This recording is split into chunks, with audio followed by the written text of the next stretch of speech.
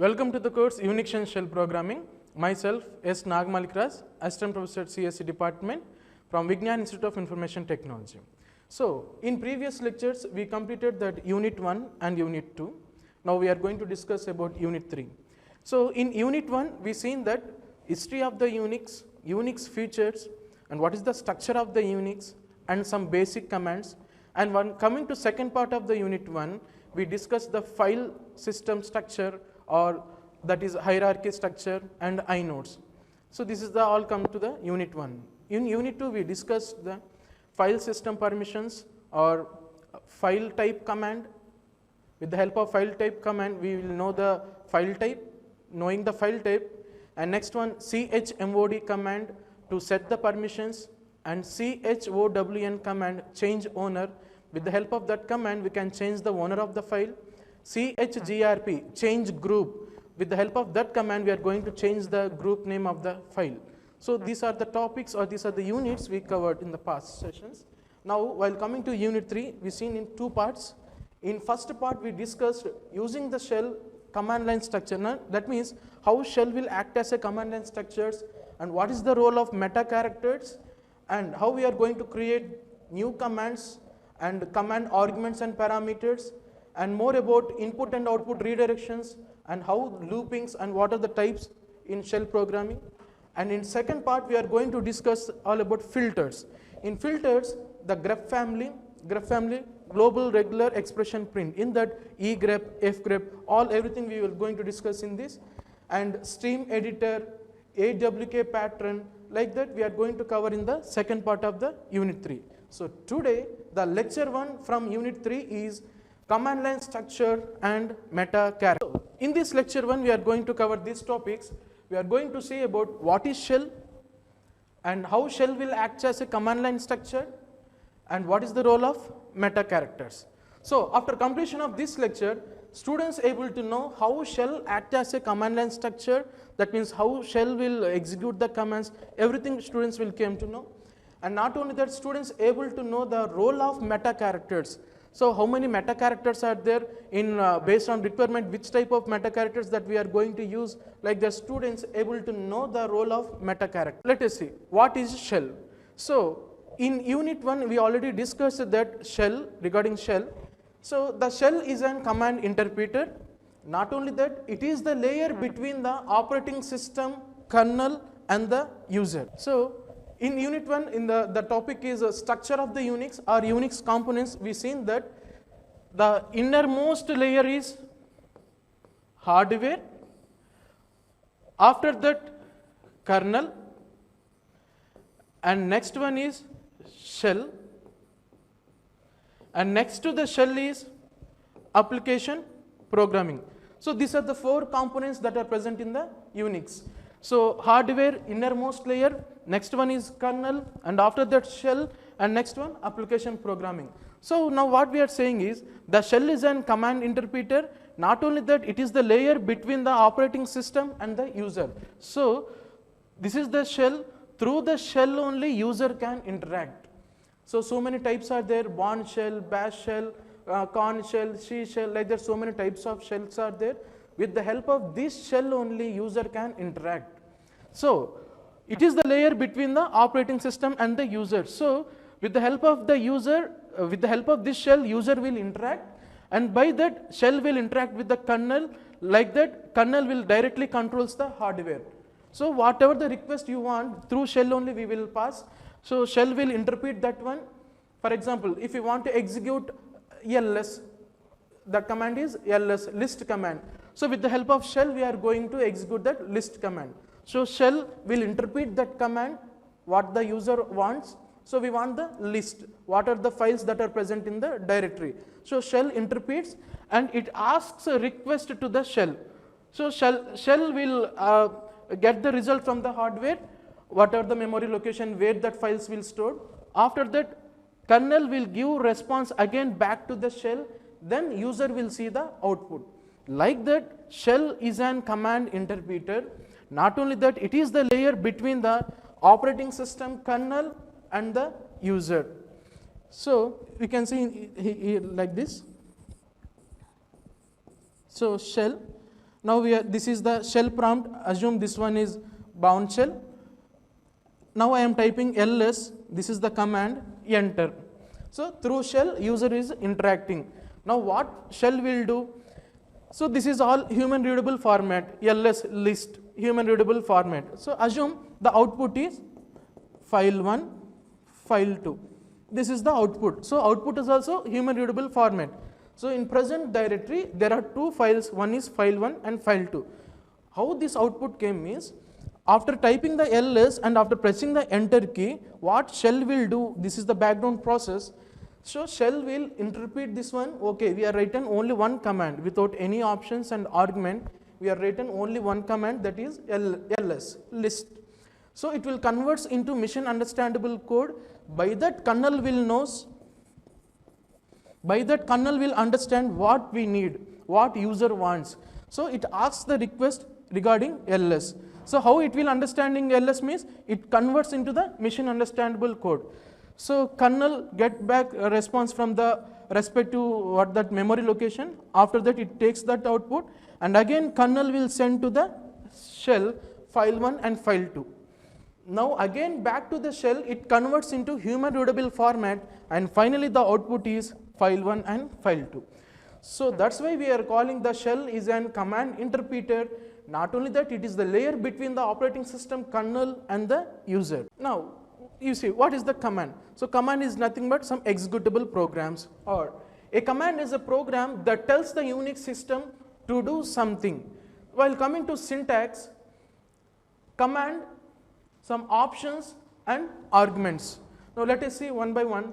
While coming to argument, it is nothing but where an argument indicates and what the command is to perform its action. Usually it was on some file or some files or directory. Whatever it may be, we can give this one to as argument. That means the command performs action on this one.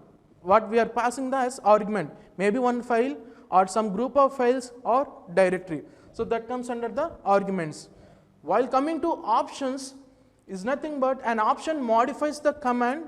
Not only that, it will change the way it performs. Let us see what is that meaning. So an option modifies the command, changing the way it performs. Assume without any option I am using the command ls. We know that ls is the listing. It will gives only the file names or directory names that are present in the current directory. Assume this is the output, file 1 and file 2. So without option, the command performs in this way. Now let us see, if we give the option, what will happen. This is the command, ls command. Now I am giving option l, again enter. So without option, command performs like this. So output will give in the form of file 1 and file 2. Only file names it will give. Now I am using the option. Now what we will do means, so modifies the command and changing the way it performs. So how it will change the performance means, previously it gives only file name, but when after giving this option L, the output will long listing. That means along with the file name, it will give permissions, number of links, username, group name, file size, time and date services, and last one file name. So like this, the way it will change. So without option, command executes like this. With option, command executes like this. So that's why we are saying an options modifies the command or changing way it performs. So options must come after the command and before any command arguments. That means if, for example,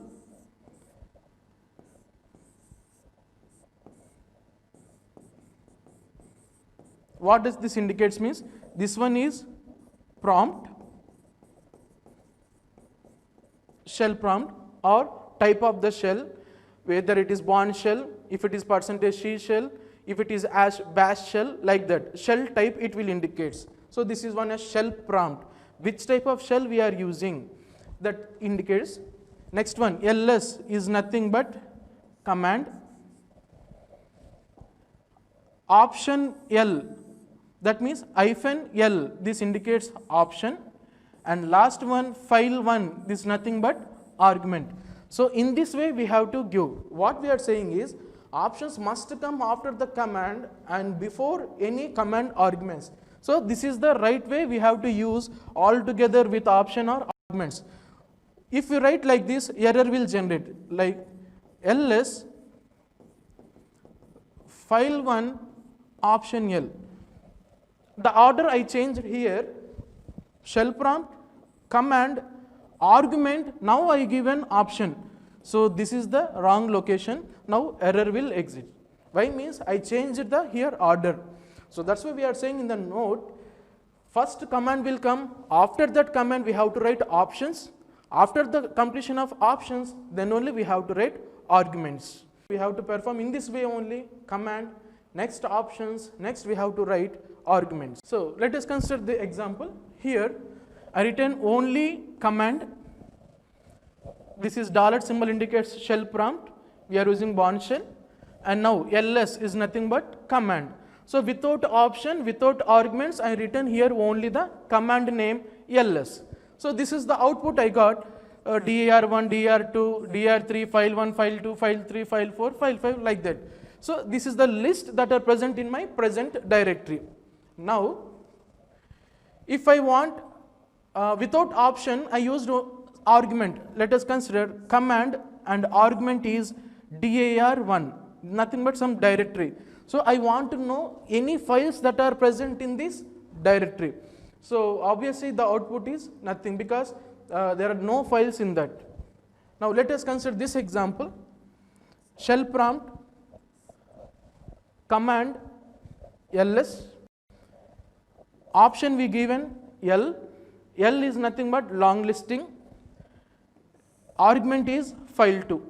So how it will interprets means, shell how it will interprets means, this one is command, option is L, nothing but long listing, action on which one they have to perform is argument, that is file2. So for file2 it will gives the long listing information, nothing but in 7 parameters it will gives.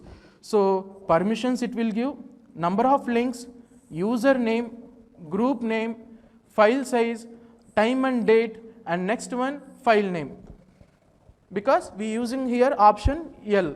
So shell prompt, command, option and argument. So we already seen we have to write option only after the command and before the argument only. Not only that, we can write more than one option also. For example here command, option, option, argument.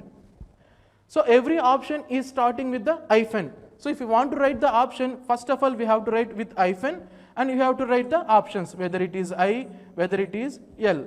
So for every command some options are there. We have to use those options only to respective commands. So we know that for ls so many options are there. In that option L indicates a long listing, option I indicates if you want to know the inode number, then we have to use option I. So here I don't want I, that's why I used only option L, so only long listing came. Now I used along with option L, I also used option I. That's why this extra information came, that is inode number.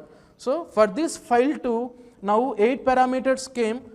This one is option L information, this one is option I information, that is inode number of that file2. So in this way shell will interprets. So it will interprets on file2, it will gives all the details like inode number and long listing. So in this way shell will interpret. So this is the output along with inode number. So we can write options in two ways. For example, in separate we can write option I, option L, or we can group into one like that with only one hyphen and we have to write I, L, or option L, I. So order is no problem, it will gives both output. So here separate I written here. If you observe command hyphen, we used two options L and I. So we got the same output. So no problem, we can write separate options or we can group it into one. But hyphen is compulsory. For if you are writing options, we have to write the starting with hyphen. If without hyphen, it will exhibit errors. For example, ls, L file1. Enter, it will generate errors because shell will never interpret this one as an option. That's why it will ask what is that L. When shell will treat that one as an option, if it starts with hyphen like that, then only shell will treat that one as an option. So with hyphen only we have to write the options. If more than one option is there, we can write hyphen option like that individually we can write, or else we can group it also. But we have to write hyphen symbol.